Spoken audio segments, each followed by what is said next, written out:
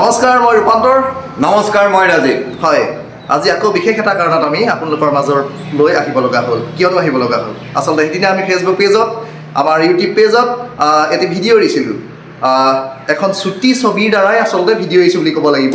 যিহেতু আমাৰ চাউল দাইল আনিবলৈ গৈ আমাৰ মানুহ যথেষ্ট সময় ফচি আছে নেকি বুলি বহুতে কৈছে যে দাদা যদি পাৰে কিবা এটা অনুৰোধ জনাওকচোন চৰকাৰলৈ। আগত যেনেকৈ আপোনালোকে অনুৰোধ কৰিছিলে, হয়তো তেনেকৈয়ে তেওঁলোকে চৰকাৰেও আচলতে কথাটো ৰাখিলে। যেতিয়া পলিথিনবিলাক জ্বলাই পেলোৱা হয়, তেওঁলোকৰ মুখ্যমন্ত্ৰী ফটো, নৰেন্দ্ৰ মোদী ডাঙৰীয়াৰ ফটো আমি দুখ পাইছিলোঁ, সেইকাৰণে এটা আমি ভিডিঅ' প্ৰচাৰ কৰিছিলোঁ।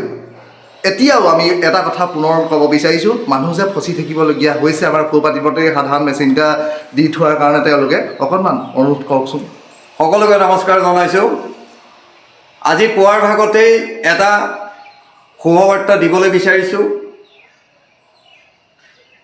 আজি আমাৰ খাদ্য অসামৰিক যোগান বিভাগৰ যোগেদি যি আমাৰ এজেণ্টসকলৰ মাজত এটা মেচিন দিয়া হৈছিলে সকলো গ্ৰাহকৰ কাৰণে, সেই গ্ৰাহকৰ যিখিনি চাউল, চেনি, দাইল আজি ল'বৰ কাৰণে যিখিনি আমাৰ ফিংগাৰপ্ৰিণ্ট দি মেচিনত বহু সময় বহি থাকিবলগীয়া হোৱাৰ কাৰণে আগন্তুক আমি এটা ভিডিঅ' বনাই গৈছিলোঁ।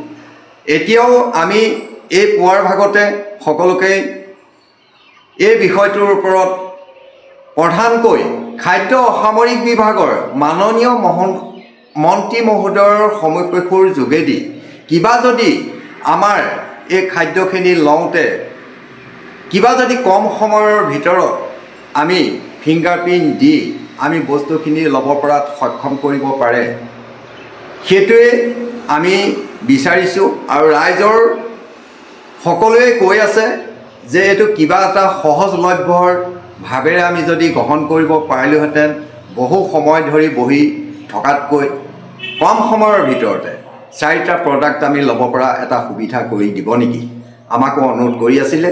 আমিও আজি সেই বিষয়টোৰ ওপৰত ফুড এণ্ড চিভিল কৰ্পৰেশ্যনৰ যোগেদি মাননীয় মন্ত্ৰী মহোদয়ৰ যোগেদি এইটো কিবা এটা উপায় অৱলম্বন কৰি সকলো ৰাইজক কিবা এটা কৃতাৰ্থ কৰিব বুলি ধন্যবাদ জনাইছোঁ। হয়, শেষতনো মই কি ক'ম, ৰাজীৱ খাটনীয়াৰ ককাইদেৱে ক'লেই আপোনালোকক আচলতে মন্ত্ৰী মহোদয়ক কৈছে, জনাইছে আমাৰ সকলো ৰাইজৰ সুবিধা এটা কৰি দিয়কচোন। শেষতনো কি ক'ম, ৰাজীৱ ককাইদেউ আৰু মই ৰূপান্তৰে আপোনালোকৰ মাজৰ পৰা এই চমু ভিডিঅ' ভাগৰ মাজৰ পৰা বিদায় মাগিছোঁ। ধন্যবাদ।